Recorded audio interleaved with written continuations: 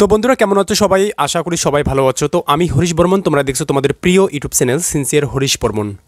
আজকের ভিডিওটা খুবই গুরুত্বপূর্ণ, কারণ তোমরা অনেকেই কমেন্ট করতেছিলে যে দাদা এবছরে তো সিলেকশনস পেলাম না, পয়েন্ট নাম্বারের জন্য আমি এবছরে কাট আপ থেকে ফাইনাল মেরিট থেকে বের হয়ে গেলাম।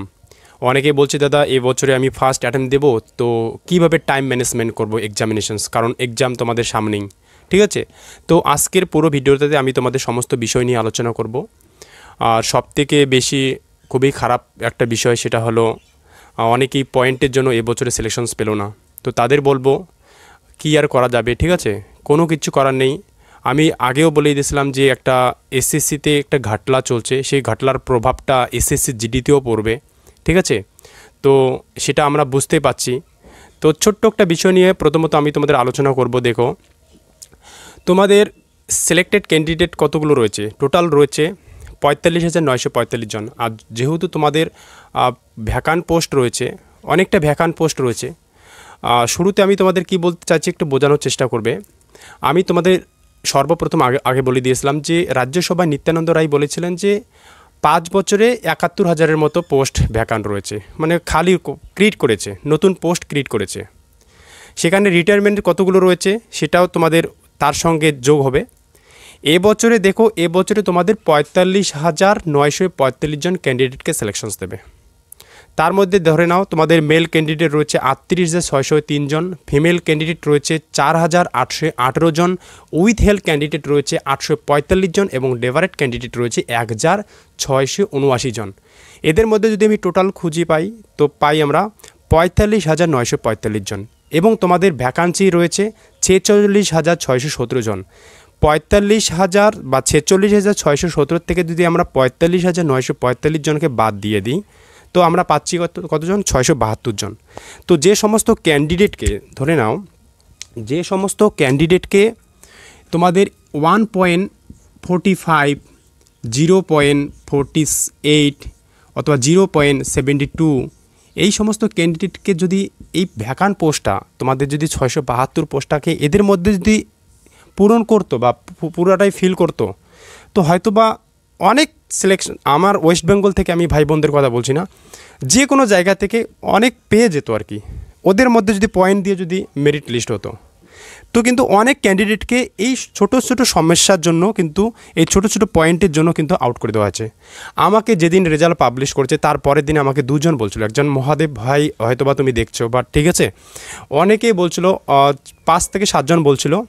কিছু কিছু ক্যান্ডিডেট আমাকে, মহাদেব একজন ভাই রয়েছে, সে বলেছিল যে আমার মেরিট থেকে কাট আপ থেকে আমার নাম্বার 2 নম্বর 4 নম্বর বেশি রয়েছে এবং আমার ফাইনাল লিস্ট মেরিট লিস্টে আমার নাম নেই। তো আমি ওকে বলে দিয়েছিলাম তুই কেচ করে দে, ঠিক আছে, এটা না হলে অন্যায় হয়ে যাবে। অনেক তোমাদের এক্স সার্ভিসম্যান ক্যান্ডিডেট একজন বলেছিল যে দাদা নাম্বারস তো আমার মোটা ভালোই রয়েছে, বাট এক্স সার্ভিসম্যান ক্যান্ডিডেটের আমার পুরো মানে ইয়াটাই খালি গেল, পোস্টটাই খালি গেল। তো অ্যাকচুয়ালি বলে যে পোস্টটা এক্স সার্ভিসম্যান সে পাওয়া দরকার বা তার পাওয়া হয়তো বা সে প্রাপ্য, সে পেয়ে যেত, বাট সেটাও কিন্তু ভ্যাকান্ট করে দিয়েছে। তো এসএসসির মধ্যে এই ঘাটলাটা চলছে, জানি না এটা অ্যাকচুয়ালি কী হচ্ছে আমাদের সঙ্গে। ঠিক আছে, এবার আমি তোমাদের বলবো, দেখো 2024-25-2024-25-25 তোমাদের এক্সামিনেশন হচ্ছে ফেব্রুয়ারি মাস থেকে। ঠিক আছে, তোমাদের এক্সামিনেশন হচ্ছে ফেব্রুয়ারি মাস থেকে, হাতে সময় খুবই কম রয়েছে। আমি যদি তোমাদের বলি জানুয়ারি মাসটা তোমাদের ডিসেম্বরের হাফ মান্থ বাকি রয়েছে, ধরে নাও 15 ডেজ বাকি রয়েছে, এবং জানুয়ারিতে তোমাদের পুরো মাসটা বাকি রয়েছে 30 ডেজ। তো 45 দিন তোমাদের হাতে সময় রয়েছে। এই 45 দিনের মধ্যে তোমরা কীভাবে পড়াশোনা করবে? আমি তোমাদের বলবো এই 45 দিনের মধ্যে শুধু তোমরা, আমি যদি নিজের ইচ্ছা মতো বলি, যেমন আমার 145 মার্কস রয়েছে, ঠিক আছে, 145 মার্কস রয়েছে এসসি বর্ডার ডিস্ট্রিক্টে। তো অ্যাকচুয়ালি বলতে গেলে কি অনেক ক্যান্ডিডেট রয়েছে যাদের র্যাঙ্ক 1, যাদের র্যাঙ্ক 2, ওরা কিন্তু মোটামুটি একটা ভালো স্কোর করেছে। ঠিক আছে, আমি তোমাদের বলবো অ্যাকচুয়ালি বলতে গেলে কি তারা যে সিস্টেমসটাকে ফলো করে এক্সামিনেশনস হলে সেই সিস্টেমসটাকেও তোমরাও ফলো করবে। কারণ দেখো, আমি তোমাদের একটা কথা বলে দিচ্ছি, সমস্ত ক্যান্ডিডেট শুধুমাত্র অনেকেই হয়তো ভাবে যে টাইম ম্যানেজমেন্ট কীভাবে করব, মানে এক্সামিনেশনস হলে খুবই এক্সাইটেড হয়ে যাই, এইরকম এক্সপিরিয়েন্স নেই হঠাৎ করে তোমাদের সিবিটি টেস্ট দেওয়ার, তো এক্সাইটেড হয়ে যাই কীভাবে টাইম ম্যানেজমেন্ট করব। আমি তোমাদের বলে দিচ্ছি, এই যে এক্সাইটেড মোমেন্টটা যে রয়েছে এটা শুধু তোমাদের সঙ্গে না, এটা সব স্টুডেন্টের সঙ্গেই হয়। ঠিক আছে, ফার্স্ট টাইম আমরা এক্সামিনেশন দিতে চাই সিবিটি টেস্ট, তো সেখানে যে এক্সাইটেড মোমেন্ট হয় কীভাবে করব, সেফ হচ্ছে কি না, নেক্সট কীভাবে করব, পেশ করব, এই সমস্ত কিন্তু একটা সন্দেহ আসে যায়। ঠিক আছে, তো আমি তোমাদের বলছি এখানে ঘাবড়ানোর কোনো কিছু কারণ নেই। এবার আমি তোমাদের বলবো যে অ্যাকচুয়ালি টাইম ম্যানেজমেন্ট কীভাবে করবে, কোন কোন সাবজেক্টে তোমরা কত মিনিট সময় দেবে। ঠিক আছে, তাহলে তোমাদের একটা ভালো মতন স্কোর করতে পারবে। আর এবার আমি তোমাদের বলছি যে সমস্ত ভাইদের এবছরে সিলেকশনস হলো না, ঠিক আছে, তোমরা কি করবে, আমি চাই যে সমস্ত ভাইরা আমার সাবস্ক্রাইবার আমাকে বেশি করে ফলো করো, আমি চাই যেমন এই বছরে যেমন আমাকে টেলিগ্রামে অনেকেই কিন্তু আমাকে টেলিগ্রামে এসএমএস করেছে, দাদা তুমি যেটা বলছো কাট আপ সেটাই হয়েছে, দাদা তুমি আমাকে বিএসএ বলছো বিএসএ হয়েছে। আমিও এটা শুনতে চাই এই বছরে যাদের সিলেকশনস হলো না, আমি চাই যে তোমাদের মুখে জন্য আমরা টেলিগ্রামে শুনি 2025-এ যে আমি সিএসএ পেয়েছি, আমি এসএসবি পেয়েছি, আমি আসাম রাইফেল পেয়েছি, আমি তোমাদের বিএসএ পেয়েছি, তোমাদের মুখে যেন আমি শুনতে চাই। আর এটা তোমাদের করতেই হবে, তোমাদের 2025-এ সিলেকশনস নিতেই হবে, যা কিছু হবে। ঠিক আছে, এবার আমি তোমাদের বলবো তোমাদের 4টি সাবজেক্ট রয়েছে। ঠিক আছে, তোমাদের 4টি সাবজেক্ট জিকে জিআই, তোমাদের হিন্দি রয়েছে, ইংলিশ রয়েছে, তোমরা যার যেটা খুশি দিবা। ঠিক আছে, ম্যাথমেটিক্স রয়েছে এবং রিজনিং রয়েছে। তো এই 4টি যে রয়েছে, এই 4টি সাবজেক্টে কীভাবে তোমাদের কত মিনিট সময় দেবে, এই 4টি সাবজেক্টে তোমরা কীভাবে সময় দেবে আমি তোমাদের বলবো। ধরে নাও, বুঝিয়ে দিচ্ছি, দাঁড়াও 1 মিনিট, আমি তোমাদের বুঝিয়ে দিচ্ছি যে অ্যাকচুয়ালি বলতে গেলে কি এই 4টি সাবজেক্টে তোমরা ইকুয়ালি তোমাদের, আমি বলছি সবথেকে বেশি যেটা হয় সিলেবাস, সবথেকে যেটা বেশি তোমাদের কাজ করতে হবে সেটা সিলেবাস তোমাদের কমপ্লিট, যে কোনো প্রকারে তোমাদের সিলেবাস কমপ্লিট করতেই হবে, সিলেবাস তোমাকে যে কোনো প্রকারে কমপ্লিট করতে হবে। ঠিক আছে, সিলেবাস যখন তোমরা কমপ্লিট করলে, ঠিক আছে, অনেকে স্টুডেন্ট রয়েছে যে সিলেবাস কমপ্লিট করতেই পারে না, তার কিছু পরিমাণ ঘাটতি থেকে যায়। তো যাদের সিলেবাস কমপ্লিট হয়েছে, ঠিক আছে, তোমরা কী করবে, মক দেবে। ঠিক আছে, তোমরা কী করবে, মক দেবে, মক টেস্ট। মক যত দেবে তত কিন্তু তোমাদের সমস্ত কিছু ডেভেলপমেন্ট হবে। আমি তোমাদের বলছি তোমরা পার্ট করে হাফ পার্ট করে, বা তোমরা ফুল মকটা যদি না দাও তো হাফ দিবে। ঠিক আছে, যদি তোমাদের প্রিপারেশনস আরও ভালো থাকে তো ফুল মক টেস্ট দেবে। ম্যাথমেটিক্সের ক্ষেত্রে যদি আমি বলি, ম্যাথমেটিক্সে তোমরা যে কোনোটা করে চ্যাপ্টার ওয়াইজ তোমরা মক দেবে।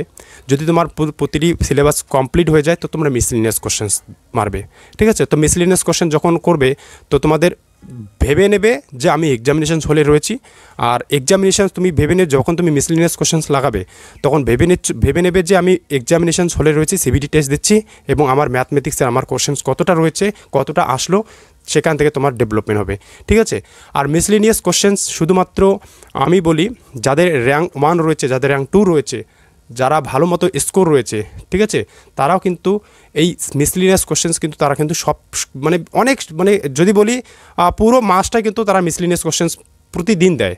ঠিক আছে, আমি তোমাদের বলছি মিসলিনিয়াস কোশ্চেন্স মাস্ট। ঠিক আছে, মক টেস্ট দেবে। ঠিক আছে, আমি তোমাদের বললাম ফুল মক টেস্ট যদি না দাও তো হাফ মক টেস্ট দেবে। ঠিক আছে, এবার আমি তোমাদের বলবো যে টাইম ম্যানেজমেন্ট। আর একটা কথা বলে দিচ্ছি, ধরে নাও তোমরা কোচিং নিচ্ছ। ঠিক আছে, ধরে নাও তোমরা কোচিং নেওয়ার পর তোমাদের কোনো সব স্যারের কাছে তো সবাই বলতেছে যে সিলেবাসে যে সমস্ত চ্যাপ্টার রয়েছে। ধরে নাও আমি একটা কোচিং নিচ্ছি রাম স্যারের কাছ থেকে, সাপোজ আমি রাম স্যারের কাছ থেকে কোচিং নিচ্ছি, সেখানে ধরে নাও আমাকে যে কোনো একটা চ্যাপ্টার রয়েছে সেখান থেকে আমি বুঝতে পেলাম না, তো কী করবে, সেই চ্যাপ্টারটাকে তো তোমাদের কোশ্চেন্স তো আসবে, সেখান থেকে কোশ্চেন 1 থেকে 2 নম্বর দুটো কোশ্চেন আসবে, তো কী করবে, ইউটিউব থেকে হোক যে কোনো জায়গা থেকে হোক কালেক্ট করে নেবে। ইউটিউবে অনেক টিচার রয়েছে, সেখান থেকে কালেক্ট করে নেবে, এবং তোমার মেইন যেটা উদ্দেশ্য থাকবে সেটা হচ্ছে যে কোনো প্রকারই হোক তোমাকে সেই চ্যাপ্টারটা তোমাকে খতম করতে হবে, সিলেবাস তোমাকে খতম করতে হবে। ঠিক আছে, সিলেবাস খতম করার পর তোমাকে মক দিতে হবে। মিসলিনিয়াস কোশ্চেন্স তোমাকে অঙ্কের মধ্যে লাগাতে হবে যদি তোমাদের সিলেবাস পুরোটাই কমপ্লিট হয়। ঠিক আছে, না হলে তুমি পাট করে তুমি মক টেস্ট দিতে পারো। ঠিক আছে, হাফ অথবা ফুল। এবার আমি তোমাদের বলবো যে অনেকে বলে যে দাদা তুমি কোন চ্যাপ্টার কোন বই থেকে তুমি প্র্যাকটিস করতে, তো আমি বলছি দেখো রিজনিংয়ে আমার মার্কস রয়েছে 40-এ 40। দেখো এটা হচ্ছে তোমাদের রিজনিং, এখান থেকে আমি দেখি কিরণ স্যারের থেকে। এবং ম্যাথমেটিক্স যদি আমি বলি তোমাদের টিসিএস কোশ্চেন্স, যেখানে তোমাদের 11,800 প্লাস প্রিভিয়াস ইয়ার রয়েছে, এছাড়াও আমার সিসেট রয়েছে। ঠিক আছে, এটা হচ্ছে তোমাদের কিরণ স্যারের। ঠিক আছে, কিরণ স্যারের দুটোই রয়েছে, 18,000-এর মতো রয়েছে, ঠিক আছে, 11,800। আর তোমাদের রিজনিংটাতে যদি বলি, রিজনিংটা তোমার 12,500 রয়েছে, এই যে বুকটা রয়েছে 12,500, ঠিক আছে। তোমাদের এখান থেকে তোমাদের হাতে যেহেতু সময় নেই এর সমস্ত জায়গায় প্র্যাকটিস করতে, তো এখান থেকে যদি তোমার এই সমস্ত বুক থেকে থাকে তো সেই সমস্ত চ্যাপ্টারকে তুমি বিশেষ করে বই থেকে প্র্যাকটিস করতে পারো, যে সমস্ত চ্যাপ্টার তোমাকে বেশি জ্বালাতন করে, ঠিক আছে। হয়তোবা যেমন আমি তোমাদের বলি যদি, তো যেমন সিটিং অ্যারেঞ্জমেন্ট, রিজনিংয়ের ক্ষেত্রে সিটিং অ্যারেঞ্জমেন্ট রয়েছে, অ্যানালজি অ্যান্ড সিমিলারিটি, এই সমস্ত কোশ্চেন হয়তো অনেকের কাছে হয়তো ভালো বা অনেকের কাছে কিন্তু একটু ঘাবড়ানোর বিষয়, মানে বুঝতে মানে টাইম খুবই যায়। তো আমি তোমাদের বলবো এবার টাইম ম্যানেজমেন্ট, কীভাবে টাইম ম্যানেজমেন্ট করবে এক্সামিনেশন হলে। তো আমি তোমাদের বলবো যে দেখো, তোমাদের 60 মিনিটের মধ্যে কিন্তু তোমাকে সমস্ত কিছু কমপ্লিট করতে হবে। ভালো একটা স্কোর নিয়ে আসতে হলে বা ভালো র্যাঙ্ক যদি নিয়ে আসতে চাও, তোমাকে 60 মিনিটের মধ্যে সমস্ত কিছু পারফরমেন্স ভালো করে রাখতে হবে। ধরে নাও জিকে জিআই, এই জিকে জিআইয়ের মধ্যে যে রয়েছে, ঠিক আছে, জিকে জিআই। এবার আমি তোমাদের বলবো ম্যাথমেটিক্স, এই যে ম্যাথমেটিক্স। এবার বলবো রিজনিং, ঠিক আছে, এই রিজনিংয়ে। এবার আমি তোমাদের বলবো হিন্দি ইংলিশ, ঠিক আছে। এই হিন্দি ইংলিশ তোমাদের যদি হিন্দি যদি ভালো থেকে থাকে, ওয়েস্ট বেঙ্গল ভাইদের বলছি, যদি হিন্দি ভালো থেকে থাকে তো হিন্দির মাধ্যমে দেবে, অনেকেই হিন্দির মাধ্যমে পড়ে কিন্তু ভালো স্কোর পায়, ঠিক আছে। তো আমি তোমাদের বলবো এই হিন্দি ইংলিশ, তো এখানে কতটা সময় দেবে, ম্যাথমেটিক্সে কত সময় দেবে। আমি তোমাদের যদি বলি, সবথেকে বেশি অনেকের যদি অ্যাভারেজ স্টুডেন্ট বলি, যেহেতু আর্টস ক্যান্ডিডেট বিশেষ করে এসএসসি জিডিতে যায়, তাদের কিন্তু অনেকটাই রয়েছে ম্যাথমেটিক্স, কিন্তু যাদের বিশেষ করে যারা রেগুলার স্টুডেন্ট নয় আর কি, ঠিক আছে। তো আমি তোমাদের বলবো অনেকেরই কিন্তু ম্যাথমেটিক্স খুবই ভালো লাগে, কিন্তু অনেকেরই কিন্তু রয়েছে কি ম্যাথমেটিক্সে ঘাবড়ে যায়। তো আমি তোমাদের বলবো ম্যাথমেটিক্সে ঘাবড়ানোর বিষয় না, ম্যাথমেটিক্স একটা খুবই ভালো মানে একটা সাবজেক্ট রয়েছে, ঠিক আছে। তো ম্যাথমেটিক্সে তোমরা কী করবে, 60 মিনিটের মধ্যে, এই 60 মিনিটের মধ্যে তোমরা কীভাবে করবে, 60 মিনিটের মধ্যে যদি আমি বলি, জিকে জিএর মধ্যে তোমরা 10 থেকে 12 মিনিট সময় দেবে, এর বেশি না, 10 থেকে 12 মিনিটের মধ্যে সময় দেবে, যেটা পারো সেটা করবে, ঠিক আছে। তোমাদের প্রতিটি 20টা করে কোশ্চেন থাকবে, 20টা করে কোশ্চেন থাকবে, এবং প্রতিটি কোশ্চেনে 2 নম্বর করে থাকবে, নেগেটিভ মার্কিং থাকবে।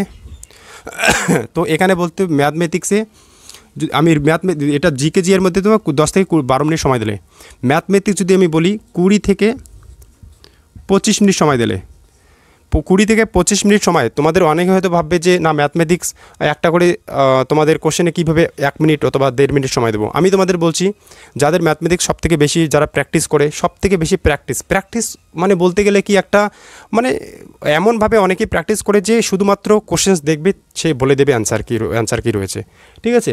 তো প্র্যাকটিস করলে 20 মিনিট তো দূর, সে 15 মিনিটের মধ্যে জিকে জিএর মতো সে ম্যাথমেটিক্স শেষ করে ফেলবে, ঠিক আছে।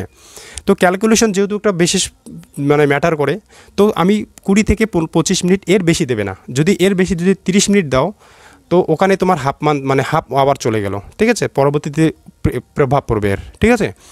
আর রিজনিং যদি বলি, রিজনিং তোমরা দেবে 15 থেকে 20 মিনিট সময় দেবে, এবং হিন্দি ইংলিশ যদি বলি, এটাও তোমরা 10 থেকে 12 মিনিট দেবে সময়। তাহলে কিন্তু এটা আমি তোমাদের বলছি, এর থেকে বেশি সময় দেবে না। যদি এর থেকে বেশি কোনো একটা বিষয়কে যদি এর থেকে বেশি সময় দাও, হিন্দি ইংলিশে যদি তুমি 20 মিনিট সময় লাগিয়ে দাও, তো ম্যাথমেটিক্সে তোমার চলে যাবে সময়, ওখানে তুমি আর ধরতেই পাবে না। আর অনেক যখন একটা লাস্ট মুহূর্ত যাবে, তো তোমার একদিক দিয়ে মাথা মানে অন্যদিকে তোমার ভাবনা চলে আসবে যে হাতে সময় নেই, অন্যদিকে ভাবনা চলে এসলো যে ম্যাথমেটিক্সে ক্যালকুলেশন। তার জন্য বলছি ম্যাথমেটিক্সে সব সাবজেক্টে ইকুয়ালি ধ্যান দেবে। এমন না যে ম্যাথমেটিক্স আমার ভালো লাগে না, ম্যাথমেটিক্সে তুমি ভালো মতন ধ্যান দিলে না। র্যাঙ্ক নিয়ে আসতে হলে, সিলেকশন 2025-এ পেতে হলে প্রতিটি সাবজেক্টে তোমাকে ইকুয়ালি ধ্যান দিতে হবে, ঠিক আছে। এবং ম্যাথ যেটা তোমার ভালো লাগে, যেটা তুমি পাও সেটাই দেবে। তারপর যদি না পাও, যেগুলো পাচ্ছ না বা মানে তোমাকে কনফিউশন হচ্ছে, সেগুলো তুমি শেষে দিয়ে দেবে, ঠিক আছে। সেভ নেক্সট করার পর তারপর প্রিভিউস করবে তোমাদের পরের যে কোশ্চেনগুলো যেগুলো তুমি মানে ফিল করোনি, পরে দিয়ে দেবে। এবং সবথেকে বেশি এলিমিনেট, ঠিক আছে। ধরে নাও তোমার 4টা অপশান রয়েছে, সেখানে তুমি একটা কোশ্চেন, তোমাকে 2টা কোশ্চেন ধরে নাও, এলিমিনেট কীভাবে করবে। ধরে নাও তোমাদের 4টা কোশ্চেনের মধ্যে 4টা কোশ্চেনকে দেখবে ভালো করে, যে 4টা কোশ্চেনের মধ্যে এমন মনে হচ্ছে যে তোমার 2টা কোশ্চেন মনে হচ্ছে না যে এই দুটো কোশ্চেন হতেই পারে না, তো দুটো কোশ্চেনকে এলিমিনেট করে দিলে। দুটো কোশ্চেনের মধ্যে ভালো করে ভাববে যে এই দুটো কোশ্চেনের মধ্যে কোনটা হতে পারে। তো অ্যাকচুয়ালি যখন ডিপলি ভাববে তো মনের মধ্যে ভাবনা আসবে যে দুটি কোশ্চেনের মধ্যে হয়তো বা এটা হতে পারে, ঠিক আছে, তো ওটা দিয়ে দিলে, ঠিক আছে।